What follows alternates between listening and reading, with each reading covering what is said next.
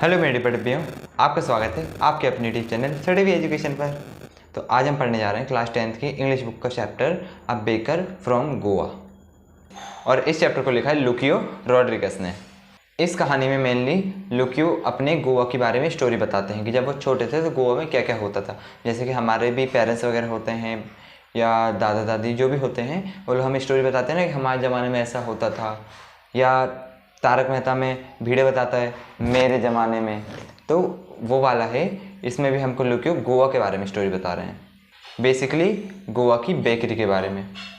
और क्या आपको पता है कि गोवा में बेकरी बहुत ज़्यादा फेमस होती है। तो स्टोरी शुरू करते हैं। सालों पहले गोवा में बहुत सारे गांव होते थे, यानी कि विलेज, और उसमें बेकरी का होना बहुत ही इम्पोर्टेंट होता था। तो उस टाइम पे गोवा में पोर्तुगीज़ राज करते थे, और पोर्तुगीज़ लोग जो होते हैं वो लोफ्स ऑफ ब्रेड बनाने के लिए बहुत फेमस होते हैं, या कहीं से ब्रेड बनाने के लिए। पोर्तुगीज़ लोग ब्रेड बनाने के लिए बहुत फेमस होते हैं। तो पोइट कहते हैं कि जो उस टाइम पर ब्रेड खाते थे वो सकता अभी तक जिंदा ना हो, पर जो ब्रेड बनाते थे ना उनके फर्नेस में अभी भी आग जल रही है, यानी कि अभी भी ब्रेड बन रही है। यानी कि मतलब ये है कि उस टाइम पे जब बेकरी का बिज़नेस शुरू ही हुआ था, तब उस टाइम पे जो लोग खाते आ रहे थे तो वो लोग हो सकता है अभी तक ज़िंदा ना हो, पर ये जो काम है वो अभी तक चलता आ रहा है। अभी भी ब्रेड्स बन रही हैं, अभी भी बहुत फेमस है गोवा में ब्रेड का बिज़नेस, ये कहें ब्रेड खाना। फिर पोइट हम बताते हैं कि जो ट्रेडिशनल बेकर्स होते थे, यानी कि जो गली गली गांव गांव जाते थे ब्रेड बेचने के लिए, वह हमेशा अपने साथ एक बैम्बू स्टिक लेकर चलते थे, और उस बैम्बू स्टिक से थर्ड और जिंगल जैसा साउंड निकाला करते थे। यानी कि जो लोग पहले बेकरी का काम करते थे, जो ब्रेड वगैरह बनाते थे, तो अब हो सकता है वो भी ना हो, पर उनके जो बच्चे हैं उनकी जनरेशन से उन्होंने उनको ब्रेड का काम करना ही सिखाया है। यानी कि अभी भी ब्रेड का काम चल रहा है, ब्रेड का काम अभी बंद नहीं हुआ है। फिर ऑथर कहते हैं कि वो जो बेकर था वो हमारे लिए एज अ फ्रेंड था, यानी एक दोस्त की तरह था। और जब वो हमारे घर के पास से जा रहा होता था तब वह अपनी थर्ड और जिंगलिंग बेल के साउंड से हमें उठा दिया करता था। फिर ऑथर और उनके सभी फ्रेंड्स वगैरह बेकर के पास दौड़ते हुए जाते हैं और वो सोचते हैं कि मैं ऐसा क्यों करता था, क्या मुझे ब्रेड खाने का लालच था या जल्दी खाना था। तो वो सोचते हैं ये दोनों ही चीज़ें नहीं हैं, मैं इसलिए जाता था क्योंकि मेरे पेरेंट्स मुझे बाहर नहीं जाने देते थे, यानी कि बेकर के पास नहीं जाने दिया करते थे। उनके घर में जो सर्वेंट थी वही ब्रेड वगैरह लेकर आती थी, पर वो जो ब्रेड्स ला के देते थे वो ऑथर को पसंद नहीं थी। उन्हें राउंडेड शेप की ब्रेड्स पसंद थी जिसका टेस्ट स्वीट होता था, यानी कि मीठा। इन्हें ब्रेड बेंगल्स बोलते हैं। तो ऑथर बताते हैं कि जब भी ब्रेड वाले ब्रेड बेचने के लिए आते थे हमारे यहाँ से, जब भी निकलते थे फिर कहीं भी बेचने जाते थे, वो अपनी बैम्बू स्टिक से झेंग झेंग साउंड, यानी कि एज अ म्यूज़िकल नोट, कोई एक म्यूज़िकल नोट होता है ना सेम टाइप का, जो किसी एक चीज़ को डिफ़ाइन करता है। जैसे कि आपने सुना होगा वो नान खटाई वाला, आपने नान खटाई वाला सुना होगा ना कि चिंटू के पापा चिंटू नान खटाई खाने की जिद कर रहा है, ऐसा वाला। उसी तरह से इसका भी एक म्यूज़िकल नोट था झेंग झेंग करके। ये जो बेकर्स होते थे वो एक हाथ से अपना ब्रेड वगैरह सर पर रखते थे और दूसरे हाथ से बैम्बू स्टिक से झेंग झेंग साउंड निकालते थे और बिल्कुल म्यूज़िकल एंट्री मारते थे जब भी ब्रेड बेचने जाते थे। फिर ऑथर बताते हैं कि जो बेकर्स होते हैं वो हमारे घर पे जब भी आते थे या किसी के घर पे जाते थे तो सबसे पहले अपने बास्केट नीचे रखते थे और घरों में जो लेडीज़ होती थी उनको ग्रीट करते थे। ग्रीट यानी कि गुड मॉर्निंग, गुड आफ्टरनून, जो भी होता था वो उन्हें कहते थे।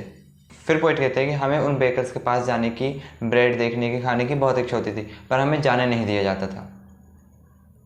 तो हम सभी दोस्त, हम सभी कॉलोनी वाले फ्रेंड्स वगैरह दीवारों के पीछे छुप छुप के उन बेकर्स को देखते थे।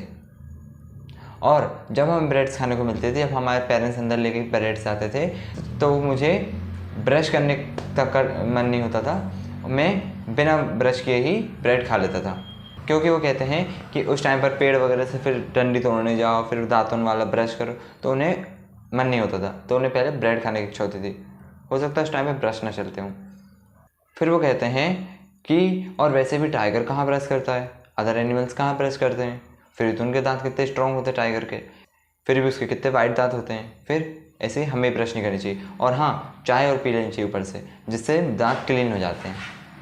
फिर पोएट बताते हैं कि उस टाइम पे जब कोई मैरिज होती थी या कोई फंक्शन होता था और उस टाइम पे स्वीट ब्रेड ना दी जाए, बॉल ब्रेड नहीं दी जाए, तो उस फंक्शन को बिल्कुल बकवास, मीनिंगलेस, ख़राब समझते थे सभी, कि अगर वही नहीं दी तो क्या मतलब था तुम्हारे मैरिज का। फिर बताते हैं कि उस टाइम जब बेकर्स होते थे वो एक लॉन्ग ब्लू कलर की ड्रेस टाइप में पहनते थे, जैसे लड़कियां पहनती हैं फ्रॉक टाइप में, उस टाइप में ब्लू कलर में फ्रॉक जैसे पहनते थे, और उसका नाम था कबाई। उस टाइम जो बेकर्स थे वो भी अपना हिसाब, अपनी बिलिंग वगैरह मंथ के एंड पे करते थे, जैसे दूध वाले करते हैं ना मंथ के एंड पे बिलिंग वगैरह, वैसे ही बेकर्स उस टाइम पे डेली आते थे, सामान देते थे, दीवार पे लिख कर चले जाते थे कि हमने आज क्या दिया क्या नहीं दिया, और मंथ के एंड पर रुपए वगैरह लेना देना करते थे। और उस टाइम पे गोवा में बेकरी का बहुत क्रेज़ था, यानी कि ब्रेड का बहुत ही क्रेज़ था, अभी भी है बट उस टाइम में बहुत ज़्यादा था। तो जो बेकर्स होते थे ना, उनके घर में खुद के भी सर्वेंट होते थे। जो बेकर्स ब्रेड बेचने जाते थे वो लोग खुद एक रॉयल लाइफ जी रहे होते थे, वो उनकी फैमिली बढ़िया हेल्दी, बढ़िया मोटे ताजे होते थे सभी। या और ऑथर कहते हैं कि उस टाइम जो बेकर्स थे वो जैक फ्रूट जैसे लगते थे, यानी कटहर की सब्जी देखी होगी ना आपने, कटहर का फल, तो उस तरीके तरह उसके जैसे लगते हैं, जैक फ्रूट की तरह। अभी भी कोई हमें वैसा दिख जाए तो हम उसको बेकर ही कहने लगते हैं। आपका यहाँ पे चैप्टर होता है दी एंड। कोई बहुत हैवी सा चैप्टर नहीं, सिंपल सादा सा चैप्टर है। Glimpses of India main heading है, उसके अंदर 3 पार्ट्स हैं। फर्स्ट अपना है a baker from the Goa, मतलब सिंपल गोवा में कुछ टाइम पहले का, उस टाइम के टाइम का, जब पुर्तगीज़ का टाइम था, उस टाइम के बारे में बेकर का, बेकरी का, ब्रेड वगैरह का बिजनेस के बारे में बताया है, क्या होता था कैसा होता था।